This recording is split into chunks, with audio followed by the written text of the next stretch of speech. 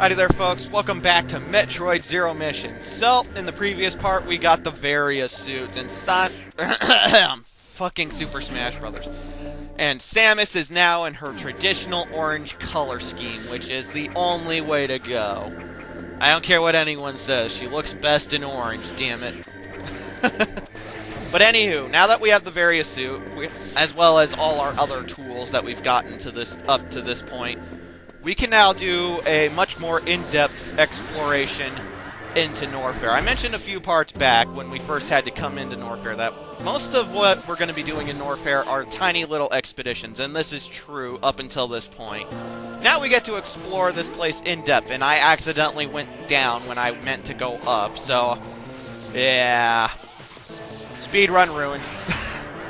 I'm kidding. This was never intended to be a speedrun.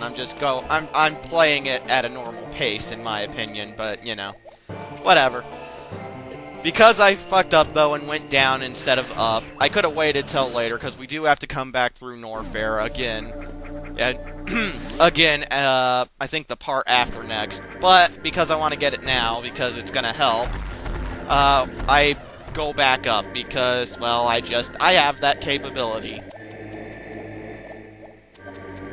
But anywho, up here is the first room that we ventured in that was too hot for us to even walk around in. And so, with the various suit, we can now walk in really hot places. Huzzah! But in this room is a missile tank, and there is an enemy that jumps up over here on the left, which makes me think that there is probably something else in this room that I don't know, that I don't remember what it is, or know what it is off the top of my head. I think that there's something that you can get in there with the power bomb, which is something we're not going to get until the end of the game. So, I'm not going to keep going into that. My point, though, is that it makes no sense why there'd be one of those jumping enemies like that, that's only purpose is for you to freeze and use as a platform. Unless they were going to put a power-up in there somewhere. But, no matter, oh, damn it. I always do that in this room. I always accidentally run a little too far and take a dip into the acid. Always sucks. Always. Acid in my shoes is never fun. And I go down too far again. Luckily, I don't have to go so far out of my way to get back to where I gotta go. I can just abuse the wall jump. And this is actually why I went out of my way to mark these hot rooms on the map. I always forget specifically which rooms they are. It's a bad habit of mine. But anywho, we're going to heal up even though we don't really need to. But, you know, it's here. We may as well, right? Right? Yeah. And then we roll into here, which is, once again, too hot for us, even without...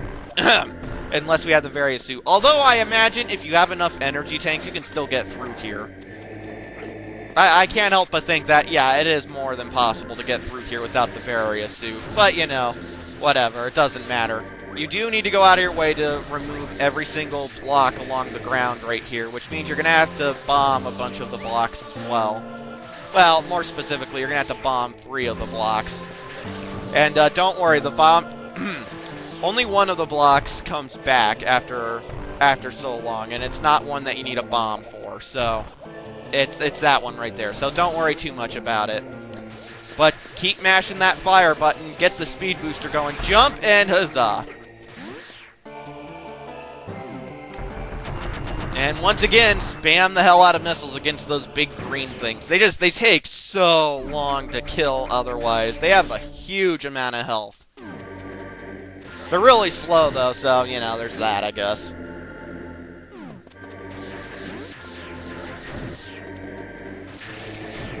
And you should probably use those enemies that pop out of that pipe down there. Something that looks like it belongs in Mario.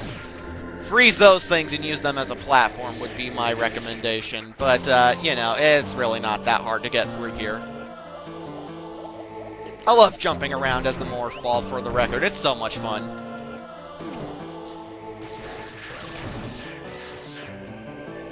Oh.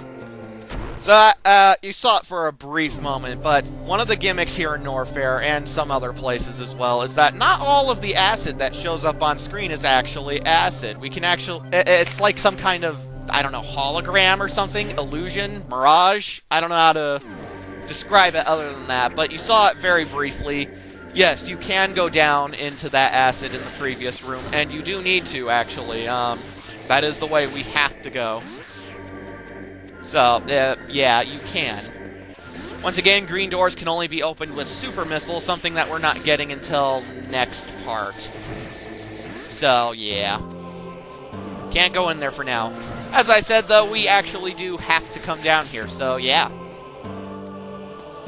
And I know what you're thinking. Oh, no. I know what you were thinking. Oh, sure, that pool of acid must be fake, too. No, that's real acid, though we'll be seeing what's in there before you know it. And the acid in this room is real. Also, this place reminds me so much of Gemini Man's stage. Mega Man 3. It's just the bubbles and whatnot. We'll get to that after this game, I promise. Anywho, make sure you have some missiles ready because, well, actually, I don't know if you can use the charge beam, but I know missiles for sure destroy a lot of these tentacles that regular beam shots can't. So, yeah, missiles are the way to go. Shoot the 4 block right here and head down into this fake mirage acid and head to the room to the left. We are actually about to get my favorite beam power-up in this game. I love it to death.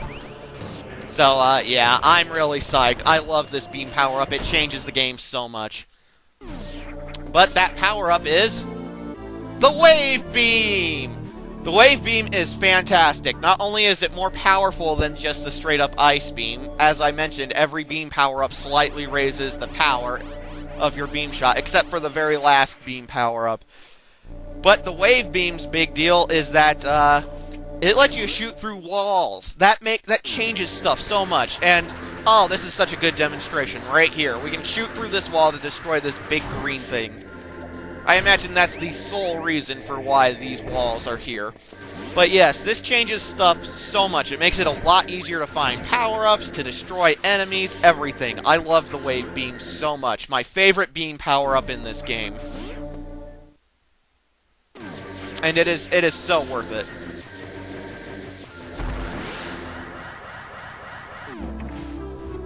Anywho, we're now... Oh, it's one of those slug things.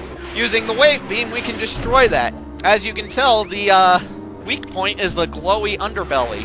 This one's a little different, though. You actually have to use bombs to kill this one. And if it gets too close, you gotta use missiles to make it back up. You gotta time when you drop the bombs. It only takes 4 or so to kill that thing. But yeah, you do have to do that. And here is our 6th energy tank. Huzzah! My first time playing the game, I thought that I found all the energy tanks at this point because I found these 6. And it fills up the little screen up there, like the little bars, completely, so I assumed that I'd found all the energy tanks, so I stopped looking.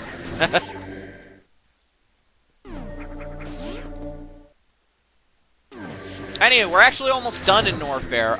There is more to Norfair than what we're seeing, and we won't see that for a couple more parts yet. Norfair is the one that, as I mentioned, we have to keep coming back to Norfair quite a bit. Though, luckily, that ship is almost done set sail. Anywho. Huh, that's weird. The door... Oh, shit. This music track that's playing right now is so fucking creepy. But, you use this floating turtle thing, which has little bug wings. I don't know why. All the other ones that don't have bug wings can fly too. But you freeze that and use it as a platform. You don't have to do this. You can use the wall jump to do it, but it's so much simpler just using that as a platform. And I mentioned this in an earlier part. In Super Metroid and in Metroid 1, Samus had a much more floaty jump, and I feel like this is another thing that would really help with this. I feel like that would make this part that much more simple.